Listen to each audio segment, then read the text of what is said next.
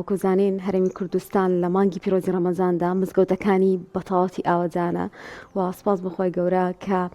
خەڵک زۆر بە خۆشحاڵی و پێشوازی لە مانگە پیرۆزە دەکات و هەمیشە ئەیانەوێت جیاواز لە هەموو مانگەکانی تر تێپەڕێنن تر بە زیندووکردنەوەی عیبادەتەکان و بە شەو نوێژ و بە نوێژ و بە ڕۆژووی و هەموو ئەو تایبەتمەندیانی کە مانگی ڕەمەزان ئەیدا بە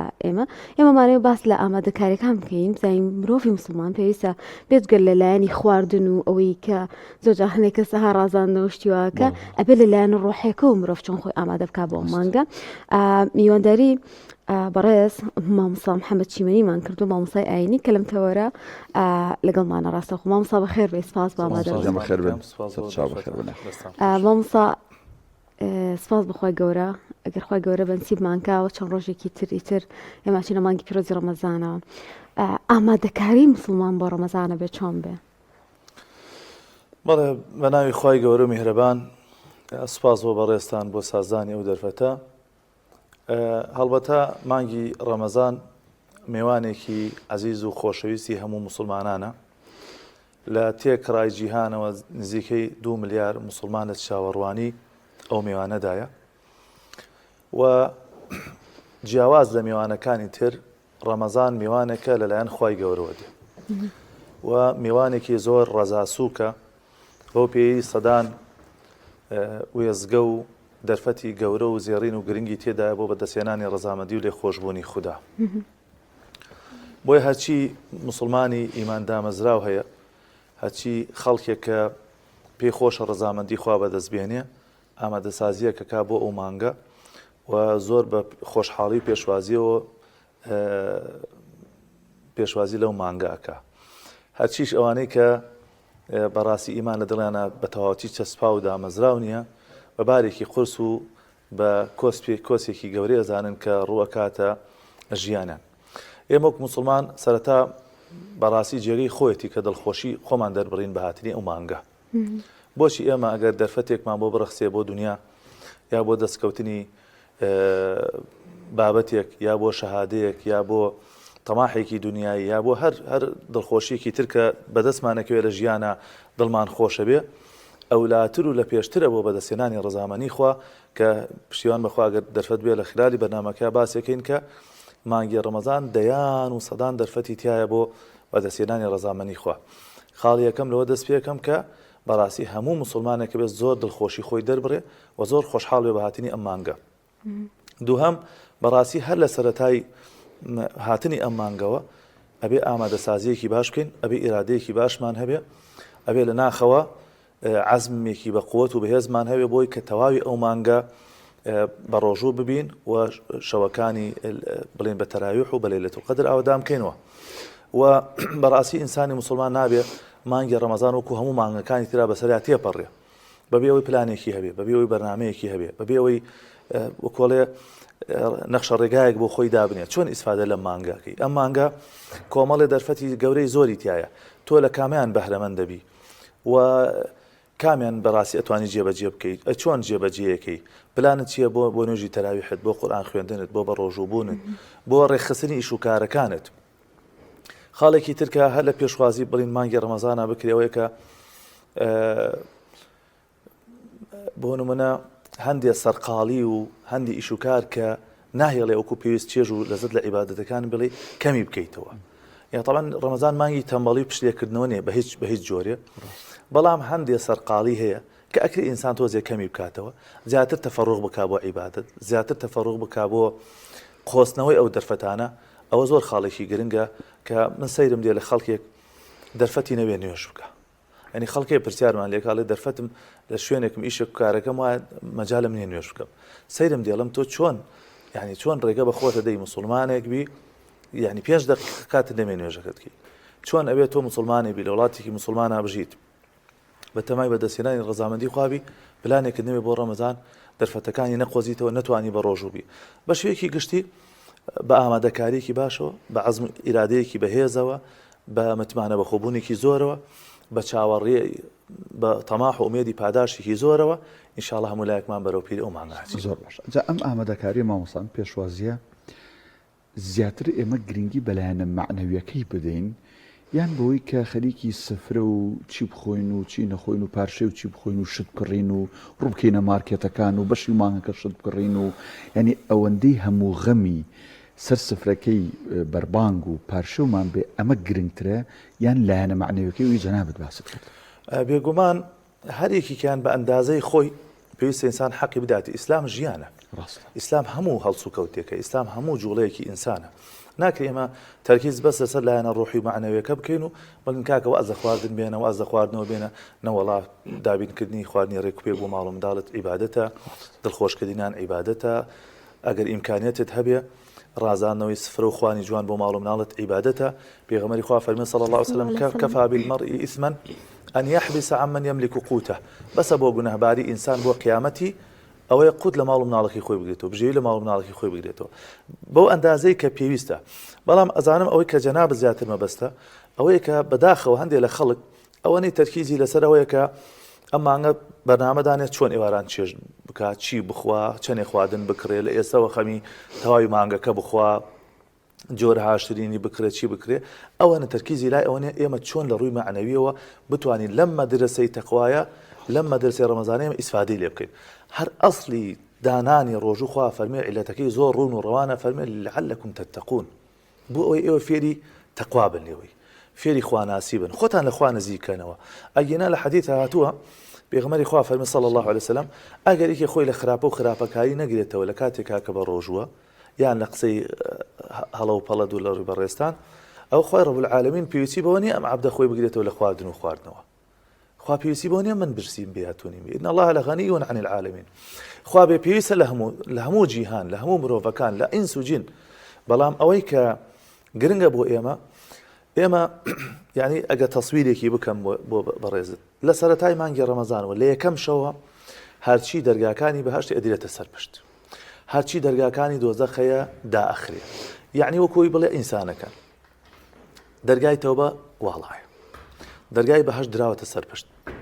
هەموو دەرگاکانی دۆزەخ داخستووە. دەخۆشتان هیمەتێ بکەن، دەوەرنە مەیدان. ئەوە مەدرسەیەکە، هەر کەسێ بیەوێ لەم مەدرسەوە زۆر شت دەتوانێت فێر بێ، حتا بۆ تەرکردنی خۆ خراپەکان. یعنی تۆ ئەگەر مانگێک لە مەدرسەیەکە ڕاهێنان بکەی نەتوانانی شتێواز دێبێنی، معنەوایە مدمین بووی، معنەوایەوە لە حاڵەتێکی مەترسیدارە پێویستە زۆر بەوریای ئاگاد لە خۆت بێ. ئێستا بەڕێزێک ئەوە بۆ نمونە جگەرە تەرک بکە. یعنی ڕەمەزان باشترین دەرفەتە، تۆ بتوانێت 30 ڕۆژ بە تەواوەتی خۆت بگریتەوە نەتوانانی جگەرە بکێشی، معناوای ئیستعدادت تایە لە ڕووی بەدەنیەوە، لە ڕووی ئیرادەوە بۆی کە وازەم ئیشە بێنی. بەڵام ئەگە نەتوانی یا هەر خویەکی خراپی تر، تۆڕەبوونە، هەڵچوونە، قسەکردنی نەشیا و ناشرینە، خلاصە ئەم مەدرسەی ڕۆحیە، بۆ پەروەردەکردنی ڕۆحە، بۆ جارێکی تر خۆ بنیاددانەوەیە، بۆ جارێکی تر هەڵسانەوەیە، بۆ هەڵدانەوەی پەڕەیەکی نوێ لەگەڵ خوای پەروەردگارە. بۆیە زۆر جێگەی خۆەتی ئینسان زیاتر لەم ڕوانگەوە بڕوانێتە مانگی ڕەمەزان. ئەم ڕۆحەی ئێمە پێویستی بە خۆراکە، ڕۆح ماندووە بێ، زۆریش ماندووە بێ. لەم جەنجاڵی ژیان، لە خەم و خەفەتەکان، لەو هەموو تاڵی دێتە ڕێگەمان، لەو هەموو شتانە نەخوازراوانی کە لە ژیانە ئەیبینین، لەو هەموو گوناه و تاوانەی کە ڕۆژانە ئەنجامێدەین، پێویستی بۆیە کە خۆراکی بدرێتێ. ئەسڵەن خۆراکی ئەگەر جسمی ئینسان ڕۆژانە پێویستی بە ژەمە یا دووژەم خۆراکە بێ، ڕۆحی ئینسان بەردەوام پێویستی بە خۆراکەیە. ئەوەی کە ئێمە وامان لێکا گەشت بین، چالاکیمان هەبێ، هەڵسین دانیشین بین بڕۆین، بەڕاستی ڕۆحمانە. تۆگە لە ناخەوە وێران بی، لە ناخەوە ڕۆحت خەپە کرابێ، لە ناخەوە هێزت لێ بڕابێ، ناتوانێت هیچ چالاکیە بکەی، بیشیکەی وەکو مردوویەکەکەی. بۆیە بەڕاستی گرنگیدان بەلایەنی ڕۆحی و سوود بینین لە مانگی ڕەمەزان وەکو مەدرسەیەک زۆر پێویستە بۆ هەموو تاکێک. زۆر باش مامۆستا،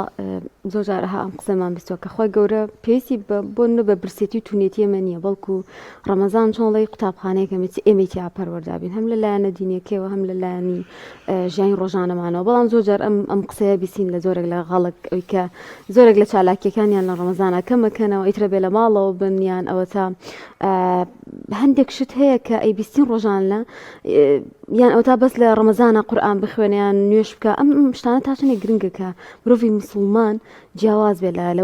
لەو کەسانی کە ئەم جۆرە قسانە ئەدەن. بەڵێ طبعاً ڕەمەزان مانگی هەوڵ و تێکۆشانە، بە پێچەوانەی خەڵکانێکۆ کە ئەیکەن بە مانگی خەو لە جاتی ختمی قورئان ختمی خەوی دەست پێکەن. یعنی من سەیرم دێ خەڵکانێکی هەتا سەعاتێک و 2 نیوەڕۆ هەڵاسن نەخەو، هی وایە بیستومە نیوەڕۆ هەڵەسەیە نوێژەکەی کاو جارێک تێخەوێت و تا نزیک عەسر یعنی تۆ تەسەور کە هەموو ڕۆژێکت ئاوا بڕوا چی ئیسفادەیەکت لە مانگە کردووە ئەگەر تەماشای مێژووی ئیسلام کەی زۆرێ لە فتوحات زۆرێ لە جەنگەکان لە مانگی ڕەمەزان ناکراوە فتحی مەکە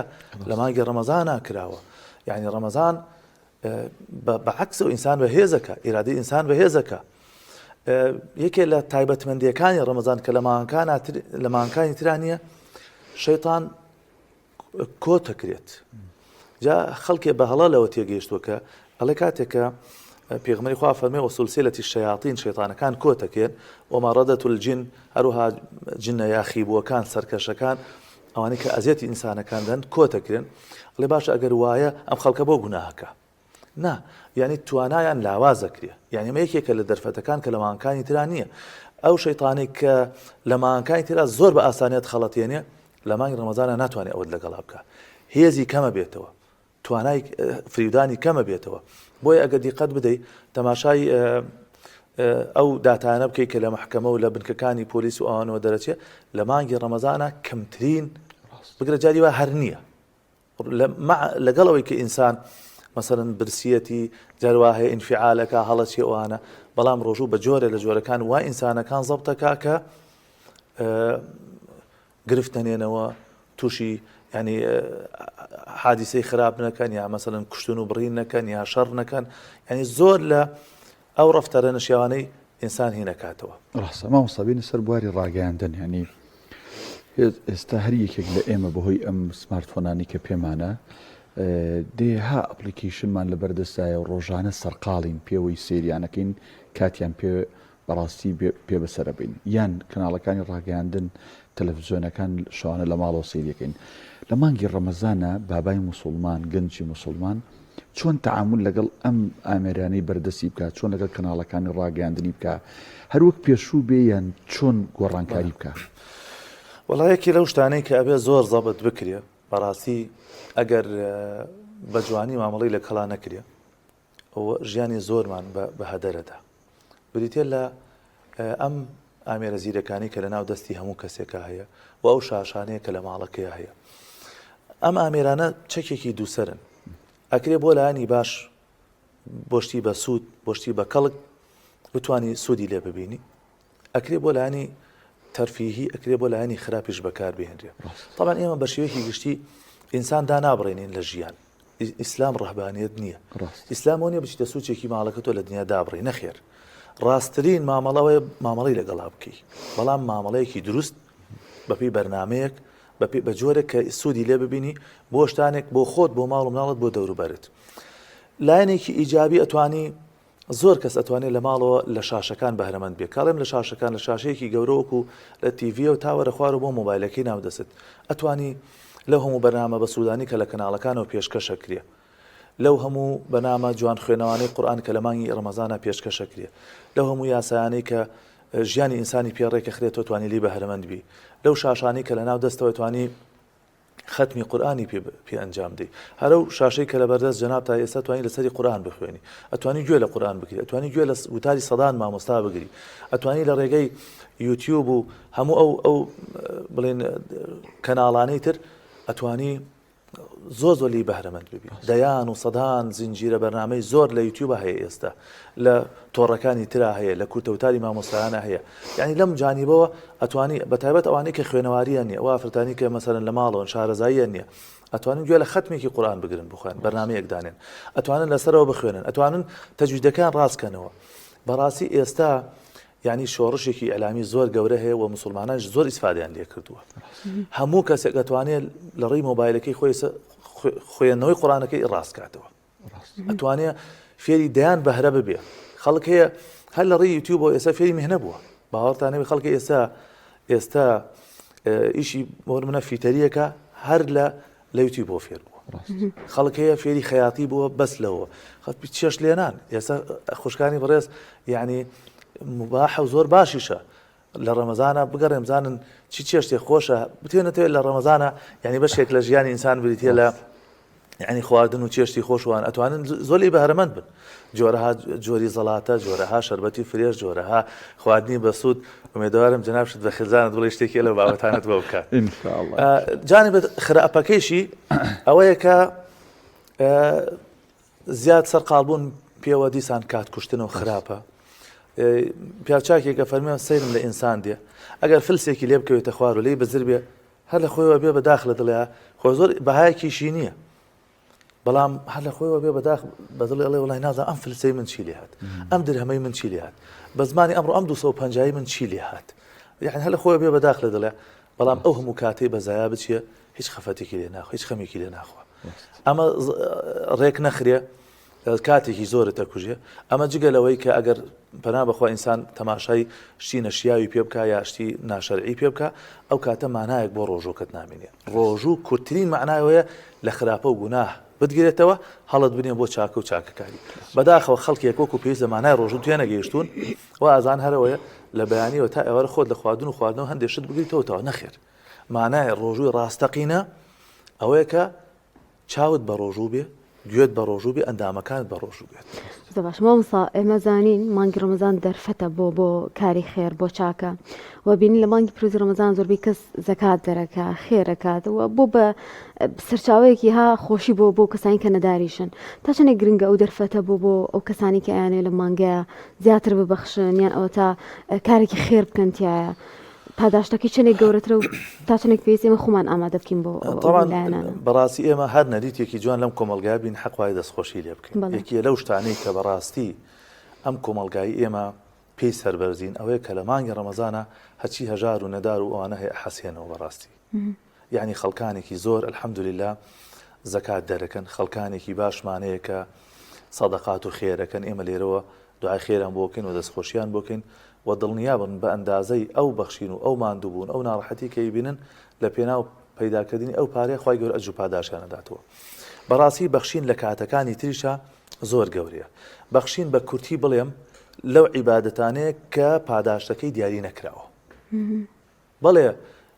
حاڵێ مشتێک لە خەرمانێک خراوەتە پێش بووی تەماحێک بە ئینسان ئەی خوا لە قورئان فەرمی ئەوکو دەنکە گەنمێک وایە کە حەوت گوڵەگەنم بگرێ هەر گوڵەگەنمێکیش 100 دانە گەنم لە خۆی بگرێ یعنی یەک بە 700 لە سەروو ئەوە شەخوا فەرمی والله یضاعف لمن یشاء رب العالمین ئەجر و پاداشی ئەوانە داتەوە کە ئەبەخشن بەبێ ئەندازە چەندێک مەگەر خوا بەس خۆی بزانێ بۆی عولەما فەرمون سەبر و هەروەها بەخشین یەکێکە لەو کار و کردەوانەی کە پاداشتەکەی بەس خوای رب العالمین بۆ خۆی زانێ کاتێک کە خوا باسی ئەوە کە ئینسانەکان تەمەنای ئەوە کە بگەڕێنەوە بۆ دنیا ئەڵێ خوای رب العالمین فەرمێ تەمەنایەوە کە نەڵێن یا ڕەبی خوا مانگی بۆی جارێکی تر ببەخشینەوە لە پێناوی تۆیە بەتایبەت لە مانگی ڕەمەزانە بەڕێزان مانگی دڵنەماییە ڕەمەزان مانگی فەقیر و هەژارەکانە من لێرەوە ڕاستتر وایە ڕوو بکەمە ئەوانەی کە زیاتر سەرمایەدارن و پارەدارن بەڕاستی ئەو سیستەمەی ئیسلام سیستەمێکی ئەوە جوانە بۆ ژیان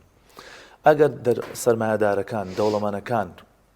ئەوەی کە کوردی خۆمان پێڵێن خوا پێداوەکان کە خوای تەعالی زۆر شتی بە ئێمە داوە ڕەنگە بوانی نەداوێ یعنی بەسیترین شت کە بە فەقیری داوە بوانی نەداوە ئەوەیە کە بە 500 ساڵ پێش دەوڵەمەندەکانش نەباشتەوە بۆی ڕاستتر بڵێن ئەوانەی کە خوای تەعالی سەرمایەیەکی موقەتی پێداون کە ئێمە هەمومان لە دنیا کاتین ڕاست ئێوە زەکاتەکانتان دەربکەن واللهی ئەو پلانی کە ئیسلام دایناوە ئەو بەرنامەی کە ئیسلام هەیەی بۆ بوژانەوەی فەقیر و هەژار ئەگەر ئەو سەرمایەدارانی کە لەم وڵاتیان بەڕاستی زەکاتی سەرمایەکانیان دەربکەن باوەڕکە کاکدانە فەقیرێکت دەست ناکەوێ پاری بێتێ هەروەکو چۆن لە سەردەمی عومەری کوڕی عەبدولعەزیزە کە ئەتوانم بڵێم لە مێژوودا ئەم قسە نەکراوە هەرو کاتە کراوە لە مێژوودا ئەم قسەیە نەکراوە کێ ژنەیە نێباشنی بۆ بێنین کێ خانووی نێوا خانووی بۆ دروستکەین کێ قەرزدارە با قەرزارەکەی بۆ بدەینەوە ئەمە تەنها لە سەردەمی خەلیفە عومەری کوڕی عەبدولعەزیزا وتراوە چونکە هەموو سەرمایەدارەکان کە لە سایە و سێبەری دەوڵەتی ئیسلاما ژیان هەمویان بە جوانی ئەوەی کە فەقیرە دایەسەکە دانا خوشکی بەڕێز بەڕاستی ئەو خەڵکە وەسەتەن سەرمایەدارەکان کە بە ملیۆنەها دۆلاریان هەیە کە ئەڵێن کوردستان ئەوەنە خەڵکی لەو بابەتانەی تیا باوەڕکە هەندێکیان هەیە ئەوەندە پاریان زۆرە خوالیان نەسێن ئەگەر بە ڕێگەی حەڵاڵ پێیان کردووە و حەقی خوای لێدەن وەکو برادێکم ێڵێ ئەو ژمارە ئێمە بەس لە سەڵەواتە هینمان کردووە بینی ومانێ من نازانێ ئەو ژمارە زۆرانە ئەوەنە پاریانە ئەمانە ئەگەر حەقی خوای لێ بدەن و یارمەتی فەقیر و هەژار بدەن بەڕاستی ژیان بۆ هەموو لایەکمان خۆشە بێ. من نازانم چۆن یعنی ئینسان ئەتوانێ چێژ لە ژیان ببینە لە کاتێکا لە دراوسیەکەی سوور بزانێ سفریان خاڵیە، سوور بزانێ مناڵەکەی پێڵاو نیە لە پێ، با تۆ پارەی دنیاتە بێت چ قیمەتێکی. ڕاستە مامۆستا کاتمان نەماوەڵا بە بۆک دوا پرسیار بە کورتی وەڵام من بێت و سپاس دەکەم ئەوانەی کە ڕاهاتوون دووشەم و پێنجشەمان بە ڕۆژوە بن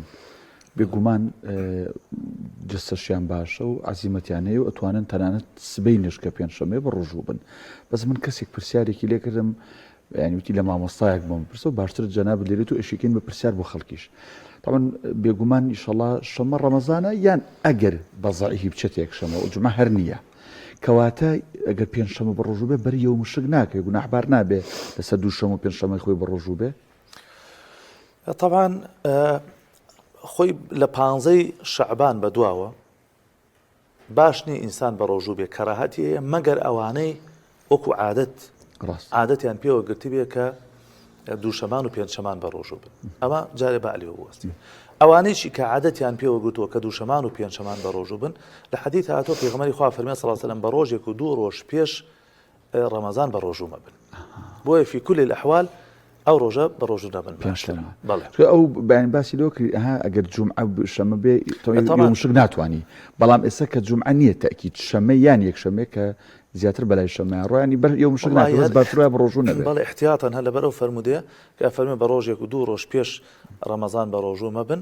بە ڕۆژوو نەبێ والله ئەعلەم باشتر بێت. زۆر بەڕێز مامۆستا محەممەد شیوەنی مامۆستای ئاینی سوپاس بۆتەن تۆ لەگەڵمان بێ. بە ڕەمەزان و لە ڕەمەزانی شادێمان خۆش بێت.